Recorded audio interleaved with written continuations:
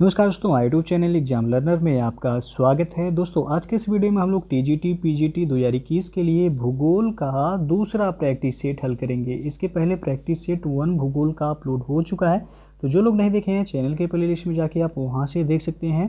और आपको बता दें कि इतिहास और नागरिक शास्त्र इन दोनों विषयों का प्रैक्टिस सेट भी अपलोड हो चुका है। तो जो लोग इतिहास और नागरिक शास्त्र से टीजीटी या पीजीटी दे रहे हैं वो लोग देख सकते हैं। तो वीडियो को लाइक शेयर कर दीजिएगा। चैनल पर पहली बार आए हैं तो चैनल को सब्सक्राइब कर लीजिएगा, साथ में बेल आइकन को प्रेस जरूर कर लीजिएगा, जिससे आने वाले अगले वीडियो का नोटिफिकेशन आपको पहले मिलता रहे।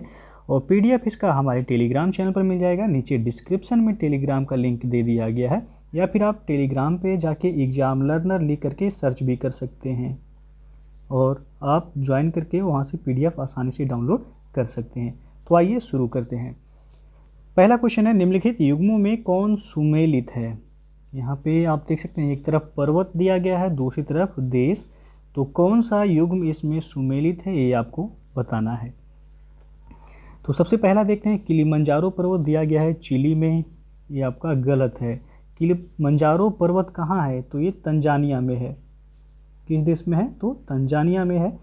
एल्ब्रुस पर्वत दिया गया है यहाँ पे थाईलैंड, तो ये भी आपका गलत है। एल्ब्रुस पर्वत जो है ये रूस में है। फिर है एकांकागुआ, एकांकागुआ दिया गया है कनाडा में, ये भी आपका गलत है। एकांकागुआ है अर्जेंटीना में। कहाँ है, तो ये आपका अर्जेंटीना में है। और चौथा आपका माउंट किनाबालू दिया गया है मलेशिया, ये आपका सही सुमेलित है। माउंट किनाबालू पर्वत किस देश में है, तो ये मलेशिया में है। तो पूछा गया था कौन सा युग्म सुमेलित है, डी ऑप्शन यहाँ सही हो जाएगा। दूसरा क्वेश्चन है, मालदीव निम्नलिखित में से किस महासागर में स्थित है। तो मालदीव है ये हिंद महासागर में, बी ऑप्शन सही हो जाएगा। मालदीव ये हिंद महासागर में स्थित है। और मालदीव की राजधानी पूछा जाता है कहाँ है, तो माले है।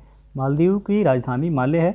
मालदीव ये लक्षद्वीप समूह से 8 डिग्री चैनल द्वारा ये पृथक यानी कि अलग होता है। तीसरा क्वेश्चन है, निम्नलिखित में से नियोजित नगर है कौन सा। तो नियोजित नगर में चंडीगढ़ आपका यहाँ सही हो जाएगा, डी ऑप्शन। कोलकाता, नई दिल्ली तथा मुंबई नगर अपनी सामरिक स्थितियों के कारण प्राचीन आबाद क्षेत्र रहे हैं, जहाँ का बसाव स्थानांतरण से प्रभावित रहा है, जबकि चंडीगढ़ एक नियोजित नगर है। चौथा क्वेश्चन है, खेरी नस्ल है किसका। तो खेरी है ये भेड़ की नस्ल, डी ऑप्शन सही हो जाएगा। राजस्थान में खेरी भेड़ सर्वाधिक जोधपुर, नागौर तथा पाली जिलों में पाई जाती है, जबकि खेरी भेड़ राजस्थान में सफ़ेद ऊन के लिए प्रसिद्ध है। तो खेरी यदि पूछा जाए किसके लिए प्रसिद्ध है, तो ये सफ़ेद ऊन के लिए प्रसिद्ध है। पांचवा क्वेश्चन है, जैसे जैसे हम दक्षिण से उत्तर की ओर मैदान से हिमालय तक जाते हैं हम क्या पाते हैं। तो यहाँ पे बी ऑप्शन सही होगा, वलित पर्वत श्रृंखलाएं पाते हैं। जैसे जैसे हम दक्षिण से उत्तर की ओर मैदान से हिमालय तक जाते हैं हम वलित पर्वत श्रृंखलाएं पाते हैं। और एशिया में स्थित प्रमुख वलित पर्वत जो हैं उनमें है हिमालय, हिमालय जो कि प्रमुख वलित पर्वत है। उसके बाद आपका आ जाएगा अराकान, अराकान, उसके बाद सुलेमान पर्वत, ये भी वलित पर्वत का ही उदाहरण है। फिर हिंदुकुश, हिंदुकुश पर्वत भी वलित पर्वत का उदाहरण है। ऐसे आपका काराकोरम भी आ जाएगा इसमें, जो कि एशिया में पड़ता है। एल्ब्रूज भी एशिया में ही पड़ता है आपका। तो ये सभी आपका वलित पर्वत के उदाहरण हैं। तो बी ऑप्शन यहाँ सही हो जाएगा। अगला क्वेश्चन है, जम्मू और कश्मीर के निम्न हिमालय क्षेत्रों को समुद्र तल से औसत ऊंचाई के संदर्भ में अवरोही क्रम में चुनिए। तो यहाँ पे बी ऑप्शन सही होगा, काराकोरम, लद्दाख, जास्कर और पीर पंजाल। जम्मू और कश्मीर के हिमालय क्षेत्रों को समुद्र तल से औसत ऊंचाई के संदर्भ में यदि अवरोही क्रम में देखा जाए तो काराकोरम होगा, फिर लद्दाख, फिर जास्कर, फिर पीर पंजाल हो जाएगा आपका। सातवां क्वेश्चन है, दक्कन दर्रा किन के बीच स्थित है। तो यह दक्षिणी और मध्य अंडमान द्वीप समूह के बीच, दक्कन पास या दर्रा ये दक्षिणी अंडमान तथा लघु अंडमान के बीच स्थित है। और अंडमान में बड़े द्वीपों की संख्या टोटल 4 है। याद रखिए बड़े द्वीप की संख्या कितना है, तो 4 है। जिनमें पहला है उत्तरी अंडमान, दूसरा मध्य अंडमान, तीसरा दक्षिणी अंडमान और चौथा लघु अंडमान। और दक्कन दर्रा का दक्षिणी अंडमान एवं लघु अंडमान के बीच 11 डिग्री उत्तरी अक्षांश पर यह अवस्थित है। 8वां क्वेश्चन है लघु हिमालय में स्थित दर्रे का नाम है, तो वह है बारामूला दर्रा। बी ऑप्शन यहाँ सही हो जाएगा। बारामूला दर्रा लघु हिमालय श्रेणी में स्थित है। और बुर्जिल दर्रा, बुर्जिल और जोजिला ये दोनों ही दर्रा जो है पंजाब हिमालय जो कि बृहद हिमालय श्रेणी के अंतर्गत आते हैं। और सिपकिला दर्रा जो कि हिमाचल प्रदेश में है, ये भी आपका बृहद हिमालय पर्वत में आता है। 9वां क्वेश्चन है भारत की भौगोलिक संरचनाओं को कितने समूहों में बांटा जा सकता है, तो इनको 4 समूहों में बांटा जा सकता है। सी ऑप्शन सही हो जाएगा। पहला उत्तरी पर्वतीय प्रदेश, उसके बाद दूसरा दक्षिण का प्रायद्वीपीय पठार, तीसरा विशाल मध्यवर्ती मैदान और चौथा तटवर्ती मैदान एवं द्वीप समूह। तो 4 भागों में जो है इनको बांटा जा सकता है। 10वां क्वेश्चन है भारत के उस द्वीप का नाम बताएं जिनमें सक्रिय ज्वालामुखी स्थित है, तो वह है बैरन द्वीप। डी ऑप्शन सही हो जाएगा। भारत में बैरन तथा नारकुंडम नामक 2 प्रसिद्ध ज्वालामुखी द्वीप हैं। बैरन द्वीप एक सक्रिय ज्वालामुखी द्वीप है, जबकि नारकुंडम जो है ये सुषुप्त ज्वालामुखी द्वीप है। तो यहाँ पे पूछा गया है कि भारत के उस द्वीप का नाम बताएं जिनमें सक्रिय ज्वालामुखी द्वीप स्थित है, तो वह है बैरन द्वीप। 11वां क्वेश्चन है कोरी क्रीक स्थित है, तो यह कच्छ के रन में स्थित है। सी ऑप्शन यहाँ पे सही हो जाएगा। कोरी क्रीक गुजरात राज्य में कच्छ के रन में अवस्थित है। और कोरी क्रीक के उत्तर पश्चिम में लगभग 33 किलोमीटर की दूरी पर स्थित सर क्रीक जो कि भारत और पाकिस्तान के मध्य एक विवादित क्षेत्र है, सर क्रीक। 12वां क्वेश्चन है शीर्ष दीवाल इनकी हेड वॉल निम्नलिखित स्थलाकृतियों में से किसका एक भाग है, तो यहाँ पे ए ऑप्शन सही हो जाएगा सर्क का। सर्क हिमनद की घाटी के शीर्ष भाग पर एक अर्धवृत्ताकार या आराम कुर्सी की तरह आकृति वाला विशाल गर्त होता है, जिसका किनारा खड़े ढाल वाला पाया जाता है, जबकि तीनों पार्श्व दीवार पाई जाती हैं।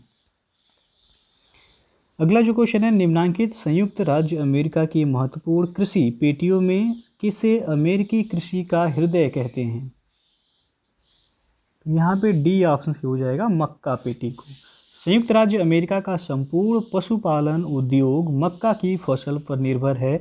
इसका प्रयोग सूअर तथा मुर्गी पालन के लिए भी किया जाता है और यूरोपीय देशों को निर्यात भी किया जाता है, अतः इसे अमेरिकी कृषि का हृदय कहा जाता है। अगला जो क्वेश्चन है सिलिकॉन घाटी प्रसिद्ध है, यहाँ पे ए ऑप्शन सही होगा कंप्यूटर चिप के लिए। सूचना प्रौद्योगिकी मुख्यतः एक विचार पर आधारित उद्योग है। सिलिकॉन घाटी संयुक्त राज्य अमेरिका में स्थित है और भारत में बेंगलुरु सूचना प्रौद्योगिकी उद्योग का मुख्य केंद्र है, जिसे भारत का सिलिकॉन वैली कहा जाता है। तो यह प्रसिद्ध है कंप्यूटर चिप के लिए। 15वां क्वेश्चन है निम्नलिखित में से कौन सा नवीकरणीय संसाधन है, तो यहाँ पे डी ऑप्शन से हो जाएगा वन। नवीकरणीय संसाधन वे पदार्थ होते हैं जिनका पुनः निर्माण किया जा सके, जैसे कि सूर्य ऊर्जा हो गया, ज्वारीय ऊर्जा, पवन ऊर्जा, भूतापीय ऊर्जा आदि। और जीवाश्म ईंधन ये नवीकरणीय संसाधन नहीं होते हैं, जैसे कि कोयला हो गया, पेट्रोलियम और प्राकृतिक गैस। तो यहाँ पे डी ऑप्शन सही हो जाएगा। 16वां क्वेश्चन है अर्थव्यवस्था का साधारण मॉडल आधारित होता है, तो इसका सही जो आंसर होगा ये विकल्प सही हो जाएगा निर्णय लेने वाले तत्वों के समूह पर। अर्थव्यवस्था का साधारण मॉडल ये निर्णय लेने के तत्वों पर आधारित होता है, क्योंकि निर्णय क्षमता के आधार पर किसी भी अर्थव्यवस्था की नींव रखी जाती है, लेकिन परिवहन जाल, पर्यावरण, अंतर्राष्ट्रीय व्यापार तीनों मात्र इसके घटक से जुड़े हुए हैं। 17वां क्वेश्चन है हडसन मोहाक घाटी स्थित है, तो यह संयुक्त राज्य अमेरिका यानी कि यूएसए में स्थित है। हडसन मोहाक घाटी यूएसए में अपलेशियन पर्वत तथा एडिनोडक के मध्य यह स्थित है। 18वां क्वेश्चन है संसाधन होते नहीं बनते हैं, ये कथन है किसका? तो ये कथन है जिम्मरमैन का। सी ऑप्शन सही हो जाएगा। संसाधन होते नहीं हैं बनते हैं, यह कथन जिम्मरमैन का है। और जिम्मरमैन के अनुसार संसाधन कोई वस्तु या पदार्थ नहीं है, बल्कि वह कार्य है जिसे कोई वस्तु या पदार्थ मानवीय आवश्यकता की पूर्ति के लिए कर सकता है। 19वां क्वेश्चन है अधिवासों की स्थापना में, तो यहाँ बताना है कि कौन सा ऑप्शन सही होगा। तो यहाँ पे डी ऑप्शन सही हो जाएगा आपका, उपरोक्त सभी। अधिवासों की स्थापना में धार्मिक, सांस्कृतिक, राजनीतिक एवं आर्थिक सहित जो है सभी कारकों का प्रभाव पड़ता है। तो डी ऑप्शन सही हो जाएगा यहाँ। 20वां क्वेश्चन है निम्नलिखित में से किस विद्वान ने क्षेत्र में मानव अधिवासन के कार्यात्मक संगठन की संकल्पना को प्रतिपादित किया था? तो इनका नाम है A.K. फिल्ब्रिक। बी ऑप्शन सही हो जाएगा यहाँ पे। 21वां क्वेश्चन है गद्दी जनजाति का मुख्य व्यवसाय क्या है?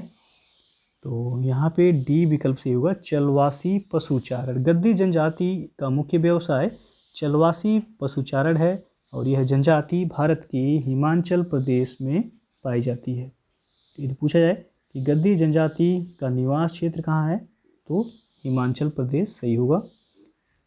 22वां क्वेश्चन है सूची 1 को सूची 2 के साथ मिलान करना है। एक तरफ जनजाति दिया गया है, दूसरी तरफ राज्य दिया गया है और कोड के माध्यम से बताना है कि कौन सा ऑप्शन यहाँ सही होगा।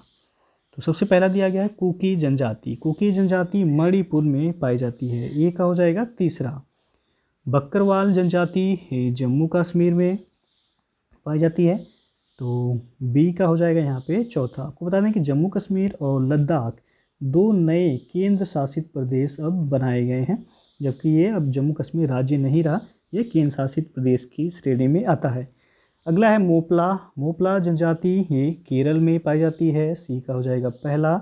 और डाफर जनजाति ये आपका गुजरात में पाई जाती है, तो डी का हो जाएगा दूसरा, यानी कि 3 4 1 2।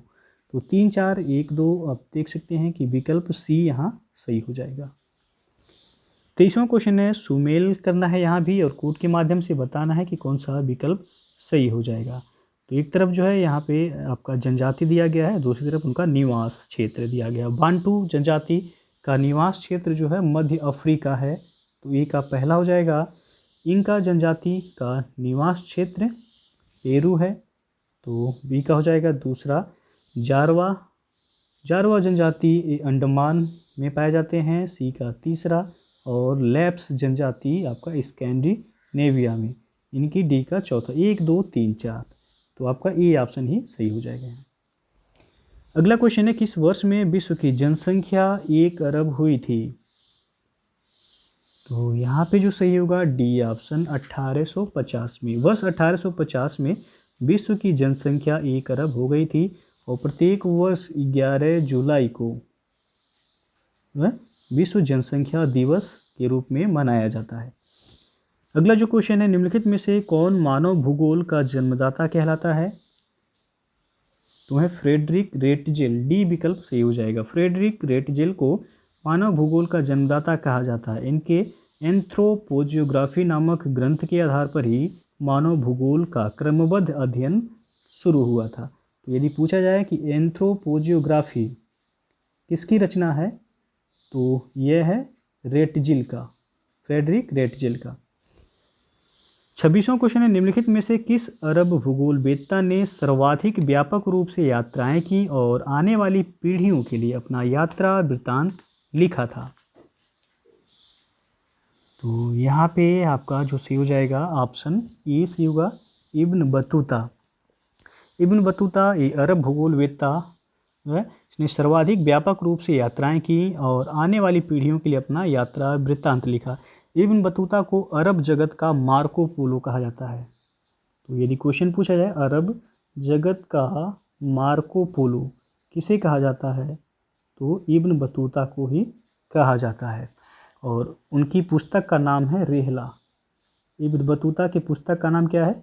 तो रेहला इनके पुस्तक का नाम है, जिसमें उनकी समस्त यात्राओं का वर्णन किया गया है। 27वां क्वेश्चन है, मानव भूगोल व्याकुल आदमी और अस्थिर पृथ्वी के बीच संबंध परिवर्तन का अध्ययन है, ये किसके द्वारा परिभाषित किया गया था? तो यह परिभाषित किया गया था ईसी सैम्पुल के द्वारा। बी ऑप्शन यहाँ सही हो जाएगा। सैम्पुल ये रेटजिल की जो है शिष्या तथा नियतिवाद की ये प्रबल समर्थक थी। उनका कथन है कि मनुष्य भूतल की उपज है। तो ये कथन याद रखिएगा कि इनका एक कथन है मनुष्य भूतल की उपज है। पूछा जा सकता है किसका कथन है, तो ये सैम्पुल का ही कथन है, ईसी सैम्पुल का। 28वां क्वेश्चन है, निम्नलिखित में से कौन सी रेटजिल की एक महत्वपूर्ण पुस्तक है? अभी जस्ट इसके पहले जो क्वेश्चन था उसमें आपको बताया गया है कि फ्रेडरिक रेटजिल की पुस्तक का नाम जो है एंथ्रोपोजियोग्राफी है।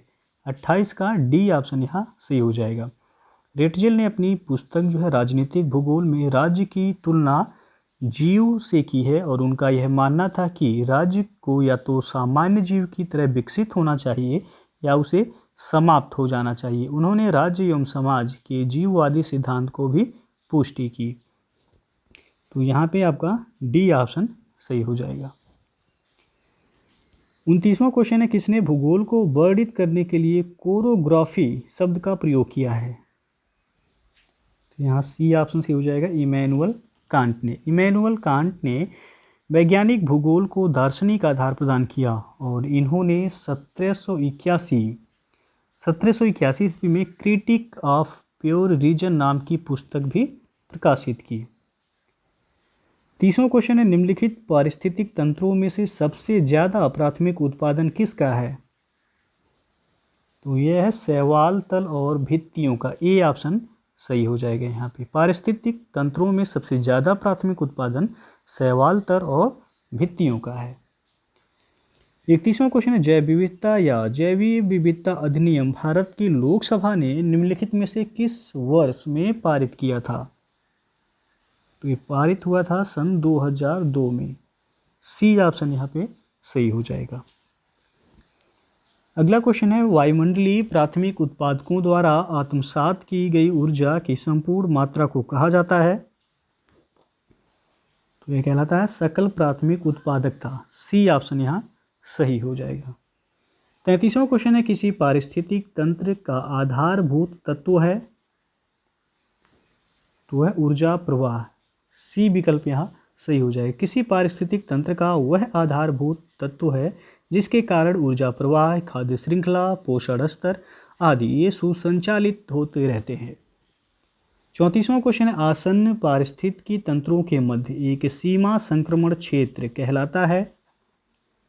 तो यह कहलाता है इकोटोन। ये विकल्प यहाँ सही हो जाएगा। किसी भी जीव क्षेत्र का अधिकतम एकाकी स्वरूप में नहीं होता है तथा उनकी सीमाएं जो है अस्पष्ट होती हैं। परिणाम स्वरूप दो विभिन्न पारिस्थितिक तंत्रों के मध्य में से एक संक्रमण क्षेत्र का निर्माण हो जाता है। जैसे कि ये हो गया फिगर, इसमें आप समझ सकते हैं दो अलग अलग जो है पारिस्थितिक तंत्र हैं जिनमें इनके मध्य जो क्षेत्र होता है वह इकोटोन आपका कहलाएगा। तो यहाँ पे जो है ये विकल्प सही हो जाएगा। अगला क्वेश्चन है, निर्णय लेने की प्रक्रिया में पर्यावरण के मानस मानचित्र के महत्व को किसने पहली बार बल दिया? इसका सही विकल्प होगा ऑप्शन बी, एस.जे. गोल्ड ने। निर्णय लेने की प्रक्रिया में पर्यावरण के मानस मानचित्र के महत्व पर पहली बार जो है एस.जे. गोल्ड ने बल दिया था। 36वां क्वेश्चन है, बादलों का सर्वप्रथम वर्गीकरण किसने प्रस्तुत किया था? यहाँ पे डी ऑप्शन सही होगा, ल्यूक हावर्ड ने। बादलों का सबसे पहले वर्गीकरण ल्यूक हावर्ड ने प्रस्तुत किया और बादलों की दिशा एवं गति का मापन नेफोमीटर क्या कहलाता है? तो नेफोमीटर से किया जाता है और अंतर्राष्ट्रीय ऋतु विज्ञान परिषद ने इन्हें 10 भागों में विभाजित किया है। तो यदि पूछा जाए कि बादलों की दिशा एवं गति का मापन किससे किया जाता है, तो नेफोमीटर से ही किया जाता है। 37वां क्वेश्चन है, निम्नलिखित में से कौन सी खाड़ी में विश्व का सबसे ऊंचा ज्वार आता है? तो वह फंडी की खाड़ी। सी विकल्प सही हो जाएगा। फंडी की खाड़ी में विश्व का सबसे ऊंचा ज्वार आता है, जबकि भारत में सबसे ऊंचा ज्वार वह खंभात की खाड़ी में आता है। और सूर्य तथा चंद्रमा की आकर्षण शक्तियों के प्रभाव स्वरूप ही ज्वार आता है। तो सबसे ऊंचा पूछा गया है विश्व में ऊंचा ज्वार कहाँ आता है? फंडी की खाड़ी में। यदि भारत में पूछता तो आपका हो जाएगा खंभात की खाड़ी। अगला जो क्वेश्चन है, चंद्रमा का ज्वार उत्पन्न करने वाला बल सूर्य के बल से कितने गुना अधिक है? तो यह है 2.17 गुना। सी ऑप्शन यहाँ पे सही हो जाएगा। 39वां क्वेश्चन है, उच्च ज्वार तथा निम्न ज्वार के बीच जल स्तर में औसत अंतर को कहा जाता है? तो यह कहलाता है ज्वारीय रेंज। सी विकल्प यहाँ सही हो जाएगा। उच्च ज्वार तथा निम्न ज्वार के बीच जल स्तर में औसत अंतर को ज्वारीय रेंज कहा जाता है। उच्च ज्वार जब सूर्य पृथ्वी तथा चंद्रमा एक सरल रेखा में होते हैं तो इस स्थिति को युति व्युति कहा जाता है। जब एक सीधी रेखा में तीनों होंगे तो वो आपका उच्च ज्वार आता है। और निम्न ज्वार जो है ये प्रत्येक मास के शुक्ल पक्ष तथा कृष्ण पक्ष की सप्तमी और अष्टमी को सूर्य पृथ्वी तथा चंद्रमा समकोणी की स्थिति में होते हैं, यानी कि इस तरह। तब जो है जब समकोणी की स्थिति में होते हैं अर्थात ये मिलकर समकोण बनाते हैं, परिणाम स्वरूप सूर्य तथा चंद्रमा के ज्वार उत्पादक बल एक दूसरे के विपरीत कार्य करते हैं, जिस कारण जो है निम्न ज्वार आता है। तो बृहद ज्वार तब आता है जब तीनों यानी कि सूर्य पृथ्वी तथा चंद्रमा एक सीधी रेखा में होते हैं, तब बृहद ज्वार आता है। और निम्न ज्वार आता है जब समकोणीय स्थिति बनती है तब। लेकिन यहाँ जो है आपका सी ऑप्शन सी हो जाएगा। पूछा गया है उच्च ज्वार तथा निम्न ज्वार के बीच जल स्तर में औसत अंतर को क्या कहा जाता है? तो ज्वारीय रेंज कहा जाता है। 40वां क्वेश्चन है, ऑस्ट्रेलिया के निम्नलिखित राज्यों में से किसके तट के साथ ग्रेट बैरियर रीफ पाई जाती है? तो इसमें आपका ए ऑप्शन सही होगा, क्वींसलैंड में। ग्रेट बैरियर रीफ क्वींसलैंड के तट पर पाई जाती है और यह विश्व की सबसे बड़ी अवरोधक प्रवाल भित्ति है। इसकी लंबाई करीब 2000 किलोमीटर तथा चौड़ाई जो है वह 16 से लेकर के 144 किलोमीटर पाई जाती है। तो लंबाई पूछा जाए तो 2000 किलोमीटर के करीब और चौड़ाई जो है इसका 16 से लेकर के 144 किलोमीटर के करीब। 41वां क्वेश्चन है, भूपृष्ठ की औसत ऊंचाई एवं गहराई के क्षेत्र को किस वक्र रेखा द्वारा प्रदर्शित किया जाता है? तो यहाँ पे ए ऑप्शन सही होगा, उच्चतादर्शी वक्र के द्वारा। भूपृष्ठ की औसत ऊंचाई एवं गहराई के क्षेत्र को उच्चतादर्शी वक्र रेखा द्वारा प्रदर्शित किया जाता है। 42वां क्वेश्चन है, निम्नलिखित में से कौन सा दक्षिण पश्चिम मानसून की शुरुआत करता है? तो वह उष्णकटिबंधीय पूर्वी धाराएं। डी विकल्प सही होगा यहाँ। उष्णकटिबंधीय पूर्वी धाराएं दक्षिण पश्चिम मानसून की शुरुआत करती हैं। 43वां क्वेश्चन है, जलचक्र में वाष्पीकरण से एकदम पहले क्या आता है?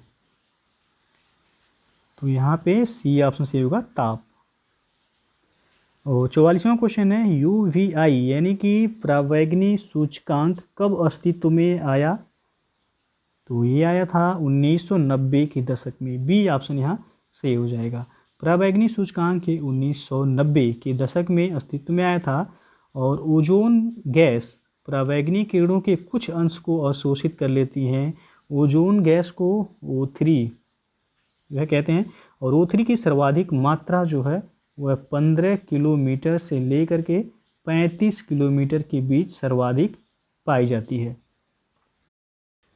45वां क्वेश्चन है, सूची 1 को सूची 2 के साथ मिलान करना है और कोड के माध्यम से बताना है कि कौन सा विकल्प यहाँ सही होगा। तो एक तरफ घटक दिया गया, दूसरी तरफ दिया गया है शुष्क वायु में उनका मात्रा प्रतिशत में। तो ऑक्सीजन जो है वायुमंडल में कितने प्रतिशत पाई जाती है? तो 21% के करीब, यानी कि 20.94%।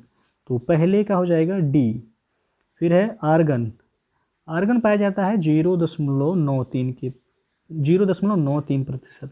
तो दूसरे का हो जाएगा सी। फिर है कार्बन डाइऑक्साइड। तो कार्बन डाइऑक्साइड पाया जाता है 0.03। तो तीसरे का हो जाएगा ए। और चौथा जो है नाइट्रोजन। नाइट्रोजन सर्वाधिक मात्रा में पाया जाता है, ये 78%, यानी कि 78.08% पाया जाता है। तो डी सी ए बी जिस ऑप्शन में होगा वैसे हो जाएगा। बी विकल्प यहाँ पे सही हो जाएगा। तो प्रश्न जो है यहाँ से हमेशा पूछा जाता है, याद रखिएगा। वायुमंडल में सर्वाधिक मात्रा में कौन सा तत्व पाया जाता है? तो है नाइट्रोजन 78% के करीब। ऑक्सीजन की मात्रा याद रखिएगा 20.94 यानी कि 21% के करीब पाया जाता है। और कार्बन डाइऑक्साइड 0.03%। 46वां क्वेश्चन है, निम्न कथनों पर विचार कीजिए। कथन ए दिया गया है, क्षोभ मंडल की मोटाई विषुवत रेखा पर सर्वाधिक है।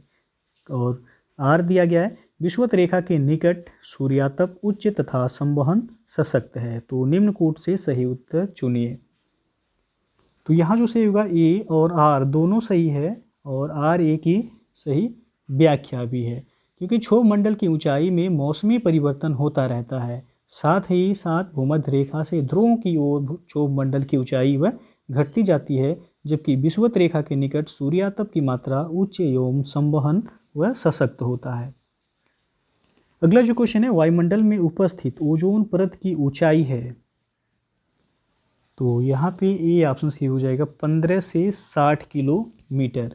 वायुमंडल में उपस्थित ओजोन परत की ऊंचाई 15 से 60 किलोमीटर तक होती है, और समताप मंडल के अंतर्गत 15 से 35 किलोमीटर की ऊंचाई के मध्य ओजोन परत की सघनता सर्वाधिक पाई जाती है।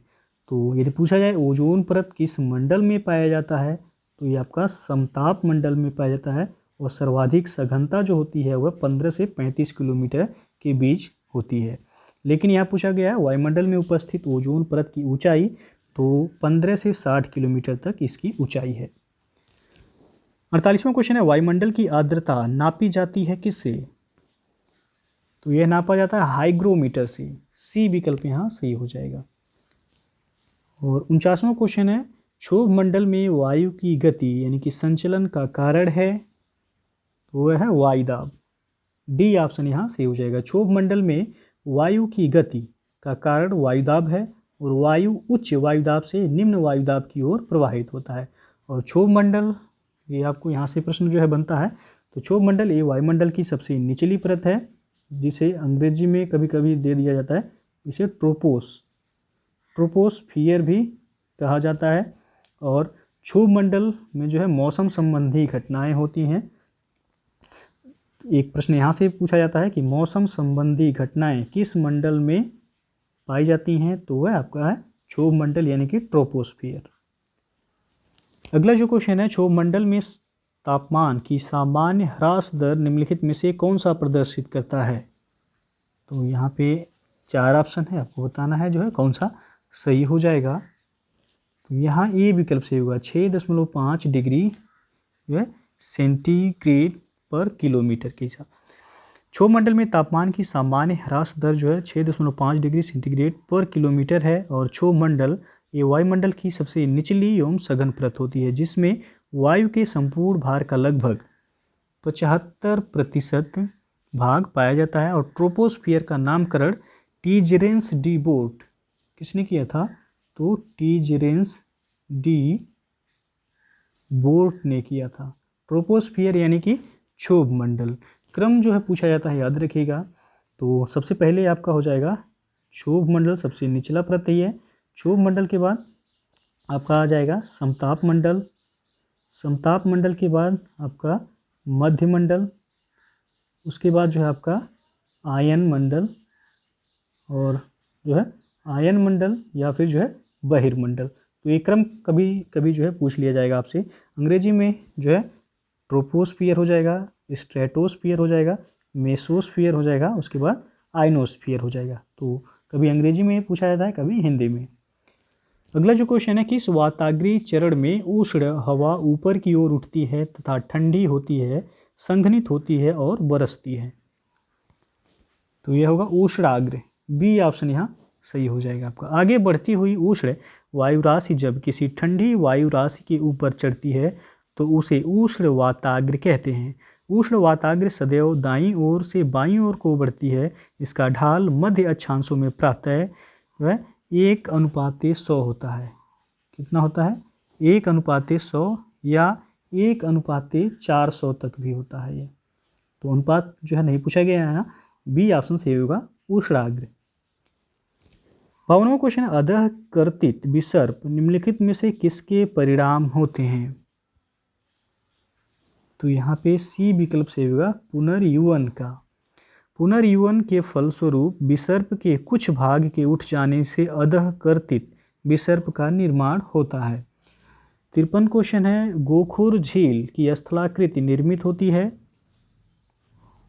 तो यहाँ सी ऑप्शन से होगा प्रौढ़ावस्था में नदी के कटाव में।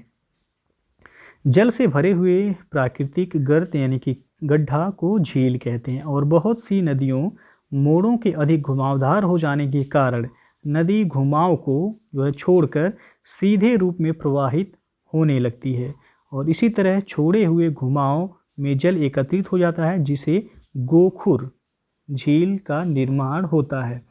तो वही पूछा गया आपसे, गोखुर झील की स्थलाकृति निर्मित होती है तो नदी के प्रौढ़ावस्था में कटाव के कारण। अगला क्वेश्चन है, शीर्ष दीवार संबंधित है? तो यहाँ पे ए विकल्प से हो जाएगा सर्क से। शीर्ष दीवार जो है ये सर्क से संबंधित है और सर्क के जो है 3 मुख्य भाग होते हैं। तो सबसे पहला है शीर्ष दीवार। शीर्ष दीवार यह जो है सर्क की बेसिन से ऊपर की ओर लंबवत होती है और यह दीवार 2000 से लेकर 3000 फीट तक ऊंची होती है। इसका निर्माण हिमनद के अपरदन द्वारा होता है। तो यदि पूछा जाए सर्क का निर्माण यानी कि शीर्ष दीवार का निर्माण किसके द्वारा होता है, तो हिमनद के अपरदन के कारण। तो शीर्ष दीवार जो है पहला हो गया। दूसरा होता है बेसिन, दूसरा बेसिन होता है। ये जो है सर्क का दूसरा भाग बेसिन के रूप में होता है और यह सर्क की तली को प्रदर्शित करता है। और तीसरा जो होता है वह चौखटा कहलाता है। चौखटा सर्क नीचे की ओर जहाँ पर समाप्त होता है उसे सर्क का चौखटा कहते हैं। तो यहाँ पे जो है पूछा गया शीर्ष दीवार किससे संबंधित है, तो सर्क से संबंधित है। इसी तरह बेसिन पूछा जाए किससे संबंधित है, तो ये भी सर्क से संबंधित है। चौखटा किससे संबंधित है, तो ये भी सर्क से संबंधित है। अगला जो क्वेश्चन है, अपने ही स्थान पर शैलों की विघटन और अपघटन की प्रक्रिया कहलाती है? तो यह कहलाता है अपक्षय। ये विकल्प यहाँ सही हो जाएगा। अपने ही स्थान पर शैलों की विघटन और अपघटन की क्रिया अपक्षय कहलाती है। और अपरदन जो है यहाँ आप देख सकते हैं दिया गया, अपरदन क्रिया के अंतर्गत गतिशील अभिकरणों द्वारा शिलाखंडों का स्थानांतरण होता है और अपरदन के अंतर्गत 3 क्रियाएं जो है समाहित होती हैं, जिनमें सबसे पहला है परिवहन, उसके बाद दूसरा है आपका अपघर्षण, दूसरा हो जाएगा अपघर्षण और तीसरा जो है वह है निक्षेप। तो जो है अपरदन के अंतर्गत 3 क्रियाएं होती हैं, परिवहन, अपघर्षण और निक्षेप। लेकिन यहाँ पूछा गया अपने ही स्थान पर शैलों की विघटन और अपघटन की प्रक्रिया क्या कहलाती है, तो वह अपक्षय कहलाता है। ये ऑप्शन सही हो जाएगा। अगला क्वेश्चन है, निम्नलिखित में से किसे अंतरा पर्वतीय पठार कहा जा सकता है, तो वह तिब्बतीय पठार को। सी ऑप्शन सही हो जाएगा यहाँ पे। अगला जो प्रश्न है, कौन सी नवीन पर्वत श्रृंखला है, तो यहाँ पे बी ऑप्शन सही होगा हिमालय। अल्पाइन पर्वतीकरण जो है सबसे नवीन पर्वत श्रृंखला है और यह प्रायः सभी महाद्वीपों में पाए जाते हैं। इसमें मुख्यतः एशिया के हिमालय पर्वत हैं, अमेरिका के रॉकी एवं एंडीज, पामेर की गांठ से निकलने वाले नवीन पर्वत आदि ये सभी सम्मिलित हैं। तो नवीन पर्वत श्रृंखला पूछा गया है तो ऑप्शन में बी दिया गया है हिमालय पर्वत, क्योंकि ये नवीन पर्वत श्रृंखला के अंतर्गत आता है। 58वां क्वेश्चन है, आल्प्स पर्वत से होकर कौन पवन चलती है, तो यहाँ पे सी ऑप्शन सही होगा फान। फान या फोहन भी इसे कहा जाता है। फान या फोहन ये जो है मुख्यतः फ्रांस में जो है ये हवा चलती है और जो है सांता आना जो दिया गया है यहाँ पे ये दक्षिण कैलिफोर्निया राज्य में चलने वाली जो है पवन है। दक्षिण कैलिफोर्निया राज्य में चलने वाली पवन को सांता आना कहते हैं और जोंडा जो है ये अर्जेंटीना में चलने वाली पवन को कहा जाता है। तो यहाँ पे पूछा गया आल्प्स पर्वत से होकर कौन पवन चलती है, तो फान। 59वां क्वेश्चन है, सूची 1 को सूची 2 के साथ मिलान करना है और कूट के माध्यम से बताना है कौन सा विकल्प सही होगा। तो सबसे पहले दिया गया ब्रंसोत, तो इसका संबंध हो जाएगा सह्याद्री से, ए का दूसरा। उसके बाद है बलित, तो बलित हो जाएगा हिमालय, बी का पहला। अवशिष्ट, तो अवशिष्ट पर्वत का उदाहरण जो है वह है नीलगिरी, सी का हो जाएगा चौथा। और ज्वालामुखी पर्वत का उदाहरण देखा जाए तो यह है राजमहल की पहाड़ियाँ, डी का हो जाएगा तीसरा। तो इस तरह देखा जाए तो 2 1 4 3 इस ऑप्शन में है वह सही हो जाएगा। 2 1 4 3 सी ऑप्शन यहाँ पे सही हो जाएगा। तो भ्रमशोद पर्वत का उदाहरण कौन सा है? सह्याद्री पर्वत। बलित पर्वत का उदाहरण है हिमालय। अवशिष्ट पर्वत का नीलगिरी। ज्वालामुखी पर्वत का उदाहरण है राजमहल पहाड़ियाँ। अगला जो क्वेश्चन है, निम्नलिखित पर्वत श्रेणियों को उत्तर दक्षिण क्रम में व्यवस्थित कीजिए तथा कूट से सही उत्तर चुनिए। पहला है धौलाधर, दूसरा लद्दाख, तीसरा पीर पंजाल और चौथा है जास्कर। तो उत्तर से दक्षिण क्रम में व्यवस्थित करना है इसे। तो यहाँ पे जो सही हो जाएगा आपका सबसे उत्तर में जो है वह है लद्दाख, तो सबसे पहले हो जाएगा। फिर जो है जास्कर आ जाएगा यानी कि 4। फिर जो है आपका पीर पंजाल आ जाएगा 3 और सबसे लास्ट में धौलाधार 1। 2 4 3 1, 2 4 3 1 आप देख सकते हैं सी विकल्प यहाँ सही हो जाएगा। 61वां क्वेश्चन है, निम्नलिखित सिद्धांतों का क्रम निर्धारित कीजिए। निम्नलिखित कूट का उपयोग करें। पहला दिया गया एक रूपता का सिद्धांत, दूसरा महाद्वीपीय विस्थापन का सिद्धांत, तीसरा है गतिक संतुलन का सिद्धांत और चौथा है संवहन तरंग सिद्धांत। तो यहाँ पे जो सही हो जाएगा डी ऑप्शन सही होगा, पहला, दूसरा, फिर चौथा, उसके बाद जो है तीसरा यहाँ पे होगा।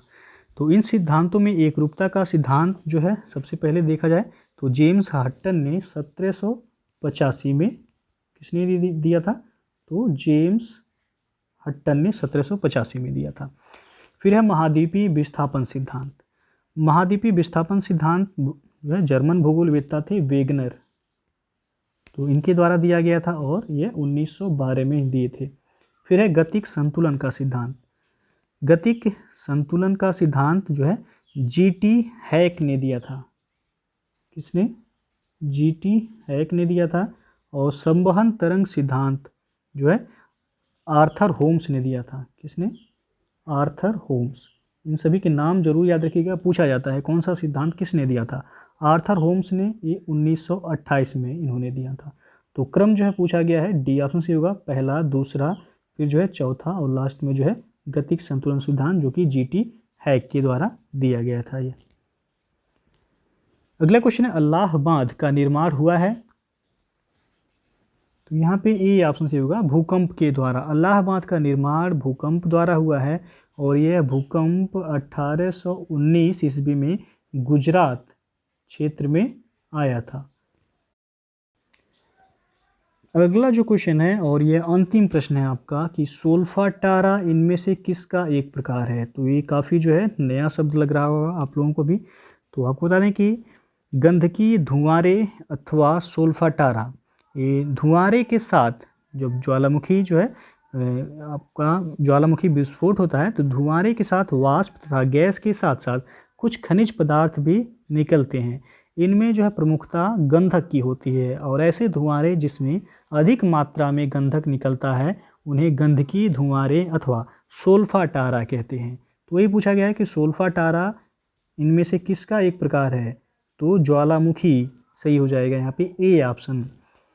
तो दोस्तों जो है ये था आपका भूगोल का दूसरा प्रैक्टिस सेट जो कि आपकी आने वाले एग्ज़ाम टीजीटी और पीजीटी इन दोनों के लिए महत्वपूर्ण है। जो लोग टीजीटी का एग्ज़ाम दे रहे हैं भूगोल जिनका जो है विषय है एसएसटी में, उनके लिए महत्वपूर्ण है। और पीजीटी जो लोग भूगोल से दे रहे हैं उनके लिए भी ये काफ़ी महत्वपूर्ण प्रैक्टिस सेट है।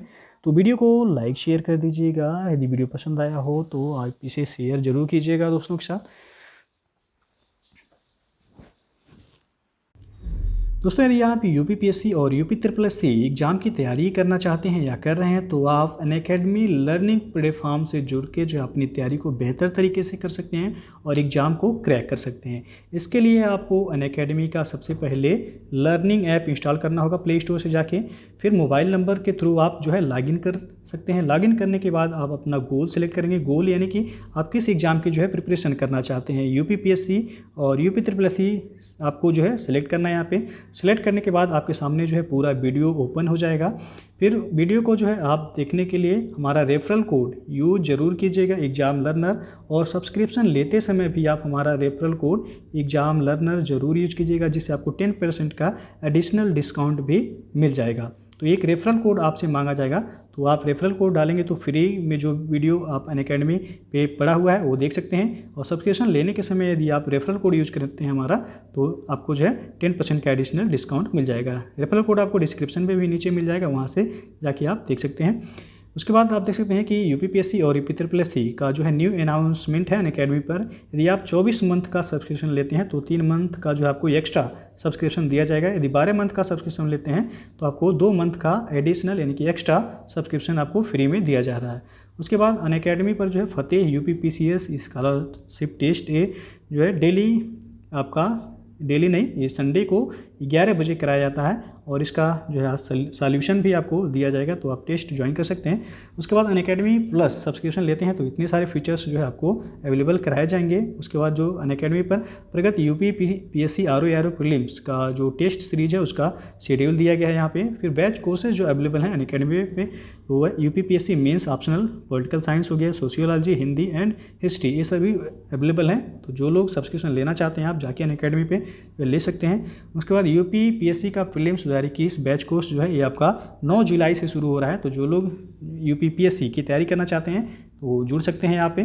फिर जो है आप लक्ष्य यूपीपीएससी 2022, ये 12 मंथ का प्रीलिम्स प्लस मेंस का जो है कंप्लीट बैच कोर्स है, जो कि 14 जुलाई से बैच शुरू हो रहा है। तो जो लोग इस बैच से जुड़ना चाहते हैं आप जुड़ सकते हैं, डिस्क्रिप्शन में लिंक दे दिया गया है। इनमें से आप किसी भी एग्ज़ाम की तैयारी करना चाहते हैं तो आप अनअकैडमी पे जुड़ सकते हैं। हमारा रेफरल कोड यूज कीजिएगा एग्ज़ाम लर्नर, जिससे आपको 10% का जो है एडिशनल डिस्काउंट तत्काल मिल जाएगा। और आप टेलीग्राम पे भी जो है ज्वाइन कर सकते हैं। तो जो है यदि वीडियो आपको अच्छा लगा हो तो लाइक शेयर जरूर कीजिएगा। चैनल को सब्सक्राइब नहीं किए हैं तो चैनल को सब्सक्राइब कीजिएगा। और यदि आप जो है अनअकैडमी से जुड़ना चाहते हैं तो आप जाके प्ले स्टोर से अनअकैडमी का ऐप तुरंत डाउनलोड कर लीजिए, और फ्री में जो भी वीडियो आप देख सकते हैं। सब्सक्रिप्शन लेना चाहते हैं तो आप सब्सक्रिप्शन भी ले सकते हैं। हमारा रेफरल कोड जरूर यूज कीजिएगा एग्ज़ाम लर्नर, जिससे आपको 10% का जो है एडिशनल डिस्काउंट तत्काल मिल जाएगा।